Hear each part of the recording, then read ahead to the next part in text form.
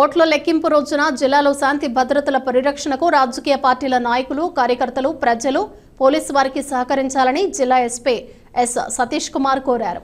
లెక్కింపు దృష్ట్యా శాంతి భద్రతల రక్షణ ముందస్తు చర్యల్లో భాగంగా కాకినాడ పట్టణంలో అన్ని రాజకీయ పార్టీల ప్రతినిధులు మరియు లీడర్లతో జిల్లా ఎస్పీ ఎస్ సతీష్ కుమార్ సారథ్యంలో అవగాహన కార్యక్రమం బుధవారం స్థానిక సూర్యకళా మందిరంలో జరిగింది.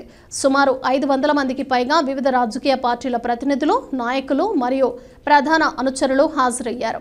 ఈ సందర్భంగా ఆయన మాట్లాడుతూ జూన్ 6 వరకు ఎన్నికల కోడ్ 144 సెక్షన్ 30 పోలీస్ యాక్ట్ అమల్లో ఉన్నందున ప్రజలు నలుగురికి మించి ఒక చోట గుంపుగా చేరరాదని, కౌంటింగ్ రోజు అనవసరంగా రోడ్ల మీదకు వచ్చి గొడవలకు కారకులై క్రిమినల్ కేసుల్లో ఇరుక్కోవద్దని, రెచ్చగొట్టే చర్యలు, ఇతరులను కించపరిచే వ్యాఖ్యలు చేయరాదని, అన్ని రాజకీయ పార్టీల వారు శాంతియుతంగా ఉండాలని, ముందస్తు అనుమతులు లేకుండా ఊరేగింపులు, ర్యాలీలు చేయరాదన్నారు.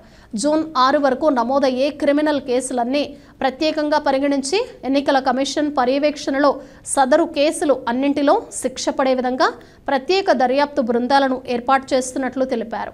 కాకినాడ జిల్లాలో ఎన్నికల ప్రక్రియ ప్రశాంతంగా ముగించడానికి రాజకీయ పార్టీ నాయకులు మరియు ప్రజలు తమ వంతు పోలీసులకు సహకరించాలని ఎస్పీ సూచించారు.